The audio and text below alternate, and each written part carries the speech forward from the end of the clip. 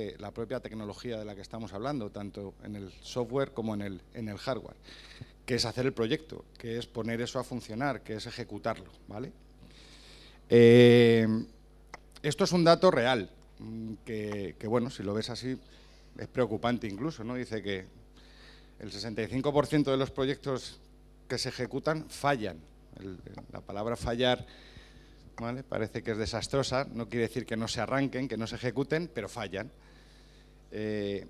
Fallan porque no se consigue llegar a lo que se pretendía hacer, sobre todo en tres escenarios, sobre todo con tres parámetros que son fundamentales a la hora de ver si un proyecto es exitoso o no es exitoso, ¿no? Uno es el coste, si se ha cumplido, ¿no?, el presupuesto inicial que se había planteado para este proyecto.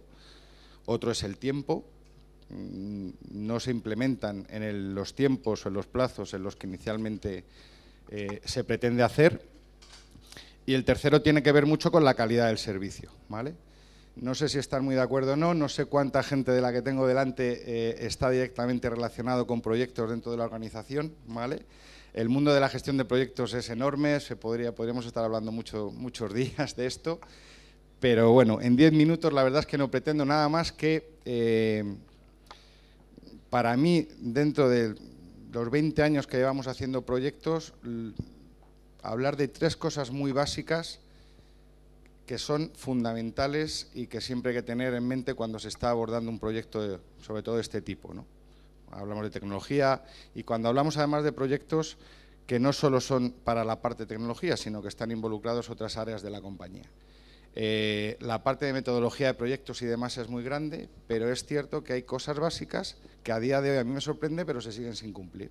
Y simplemente pretendo, bueno, pues recordárselas, sobre todo como clientes, porque parte de la culpa de que muchas veces los proyectos no salgan adelante no la tiene solo el proveedor, sino que la tiene el propio cliente. Esos son datos también estadísticos de cuando se han preguntado y diciendo, bueno, pues oye, ¿por qué ha fallado su proyecto? No sé si hay alguno de estos datos que a alguien le resulte especialmente interesante o si alguien se siente reflejado en alguno de estos puntos, ¿no? Al final, bueno, de la misma forma que la gente o los clientes o los proyectos que se ejecutan, pues hablan de bajo nivel tecnológico, sorprendente cuando estamos implantando tecnología, objetivos poco claros, pues resulta que luego cuando ejecutan y les preguntan están contestando esto, cuando inicialmente y supuestamente esta serie de cosas son fundamentales a la hora de enseñarlos o a la hora de plantear un proyecto o de ejecutarlos. Pero es curioso también que sobre las mismas preguntas, la gente que sí considera que ha tenido éxito en sus proyectos, estamos hablando de los mismos elementos, pero por el otro lado, ¿vale?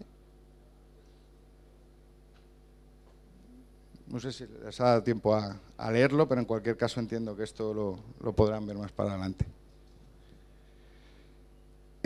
Tres claves muy concretas y bueno, luego hablamos si estamos de acuerdo con esto o no. La primera clave tiene que ver con la palabra realista, ¿vale? Parece una chorrada, pero insisto, es muy importante. Los proyectos tienen que ser sobre todo realistas, porque si no son realistas no van a salir bien, ¿vale? Muchas veces cuando se le entrega a alguien un proyecto o se le da la dirección de un proyecto y cuando dice, bueno, planifícame esto, ¿cómo va a ser este proyecto?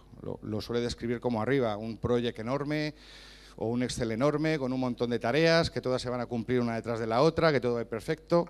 Y bueno, pues todos sabemos que por muy complicado, por muy fácil que pueda parecer un proyecto, por mucha o poca gente que esté interviniendo en él, esto no se va a cumplir. Y esto se pierde desde el principio, ¿no? Por darle un refuerzo a esto, el ser realista es lo contrario de ser optimista. ¿Vale? El ser optimista a la hora de abordar proyectos creo que no es bueno, no es demasiado bueno, ¿vale? Porque al final, tanto la parte de optimismo como de esperanza, bueno, pues al final no es una estrategia. Bien, si somos capaces de ser muy realistas, de ponernos siempre en el peor de los escenarios, de ver siempre cuándo pueden estar los problemas, seremos capaces luego de resolver la parte de Murphy o la parte de sorpresas que tienes que sueles tener en todo proyecto. Y si no, vas a dejar abierta la mente para tener que improvisar o apagar fuegos, cosas que para que un proyecto llega a buen puerto, eso suele ser siempre malo, ¿vale?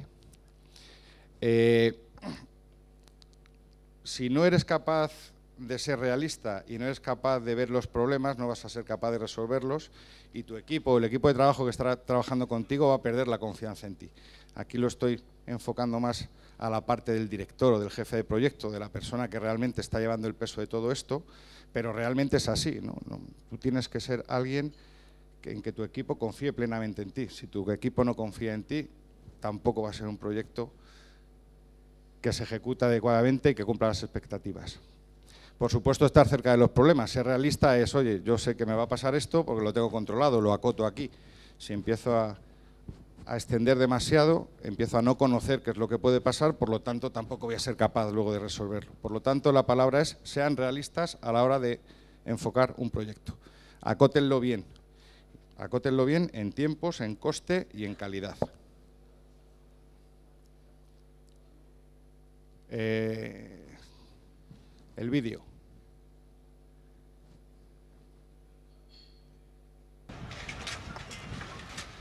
Siempre que veo este vídeo, que es muy cortito, me quedo muy sorprendido, ¿vale? Porque es alucinante, todavía no entiendo cómo son capaces de hacer esto. Esta es la segunda clave, a mi entender, de que un proyecto sea un éxito. Yo entiendo que no hace falta que se le diga lo que es. ¿Cuál sería la palabra? Equipo. Es fundamental el equipo de proyecto, insisto, sea pequeño, sea mediano, o sea grande, intervengan 10 personas, intervengan 2000. El equipo es fundamental y además cada uno tiene que tener clara cuáles son sus responsabilidades. Al respecto de esto, no solo de responsabilidades, que es lo que siempre se suele hablar, hay consultores funcionales, el líder del proyecto, el jefe del proyecto, el promotor, los especialistas, ¿bien? Lo que más solemos echar en falta es que el equipo de proyecto tenga la capacidad de tomar decisiones, que muchas veces no se toman aquí. O sea, ponemos un equipo de proyecto que es el que tiene que estar pensando constantemente las 24 horas del día en ese proyecto, pero luego no le damos la capacidad de tomar decisiones, porque la tiene que tomar otro señor que está en otro sitio y que está interviniendo poco o nada en esto. Sobre todo con lo que tiene que ver con el coste. Cuando empieza a desviarse el coste, ya, bueno, pues hay que pedirle a otra persona si eso es factible o no. Por lo tanto, el equipo es fundamental. No sé si están de acuerdo conmigo, entiendo que sí. De la misma forma, con el equipo, otro error común es involucrar a gente que tiene un día a día complicado en el proyecto y que además tenga un peso grande en el proyecto, como es la función de director de proyecto o de jefe de proyecto. La función de jefe de proyecto, líder de proyecto, tiene que ser una persona que conozca la organización, que sepa manejar gente y que además controle algo el tema de costes. Y no tiene por qué ser directamente el responsable de logística, si estamos hablando de almacenes, o el jefe de almacén, porque va a ser una persona que no va a poder estar pensando en el proyecto las 24 horas del día, o por lo menos las que trabaja, sino que su día a día le va a empezar a comer tiempo de pensar en esto, por lo tanto la calidad tampoco va a ser la adecuada. 2 minutos, ¿no? Vale. La tercera clave, y acabo con esta. A mí hay un par de ellas que me encantan. La última, sobre todo, no sé si se lee bien desde atrás, ¿vale? Pero esto también pasa. La metodología es fundamental, utilizar una metodología de proyectos, ¿vale? Tener un cuaderno de bitácora, tener una guía, poder ser capaz de cambiar hitos, algunos movibles, otros no movibles, pero siempre en base a un cuaderno de bitácora, ¿vale? El Excel está muy bien y lo aguanta todo, pero realmente metodologías para poder hacer proyectos y tener la garantía, sobre todo, de que se van a conseguir ser exitosos. Hay varias tipologías de proyectos. Nosotros utilizamos, sobre todo en la parte de logística y para cuando implantamos sistemas de gestión de almacén, esta que se llama Atom, ¿vale? Que no es ni mejor ni peor que otras, pero sí hay una cosa que difiere y que para mí es interesante, que es las etapas, ¿vale? Siempre en cualquier plan de proyecto hay una etapa de definición que se llama, a mí no me gusta llamarla así, a mí me gusta más compartir información o intercambio de conocimiento, porque no se trata de que alguien te explique lo que necesita y tú apuntes y luego vayas a ejecutarlo, sino que es una fase de intercambio de conocimiento, tanto del cliente, de su operación o de sus problemas, como tú de la tecnología que le vas a implementar.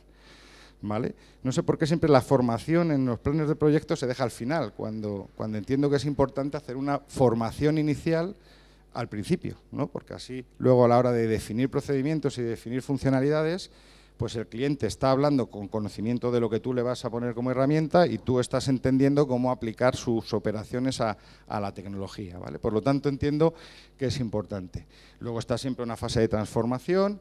Y la tercera, que es la de propiedad, y termino ya muy rápidamente con esto, ¿vale? Que es el arranque del proyecto no lo hace el proveedor, ¿vale? El arranque del proyecto tiene que ser siempre el cliente el que lo lidere, que es otro error común que se suele ejecutar en los proyectos.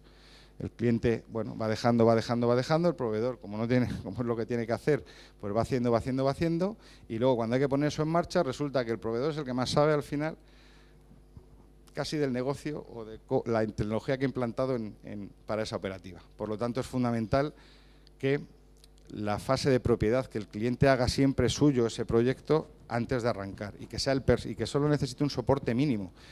Que es otro dato curioso, siempre nos preocupamos mucho en el soporte del arranque, pero es que realmente si el proyecto está bien llevado, no se debería necesitar demasiado soporte del proveedor para el arranque, ¿vale? Y es curioso que es cuando más te lo piden. Por lo tanto, eso es algo que también hay que tener en cuenta. 3 cositas muy rápidas. No hay nunca que perder de lado la integridad de los datos. Un error también bastante. Vamos a poner algo en funcionamiento, los datos tienen que estar bien. Parece una perogrullada, pero muchas veces no están bien los datos con los que hay que trabajar y hace que el arranque del proyecto, las fases finales, se alarguen porque te das cuenta que los datos no están bien. La gestión del cambio, fundamental, y los riesgos, ¿vale? Si tú no estás o no controlas bien los riesgos, es que no sabes lo que tienes entre manos. Por lo tanto, eso da un poco de miedo a la hora de desplegar sobre todo una solución, ¿vale? Y bueno, ya termino, nada más. Para que al final un proyecto y el cliente esté satisfecho,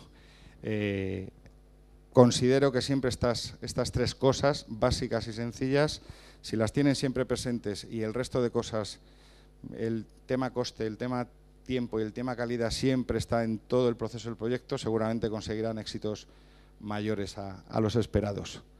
Y nada, si alguien quiere conocernos un poquito más, luego podemos hablar. Muchas gracias. Muchas gracias. Pues muchas gracias tanto a Pablo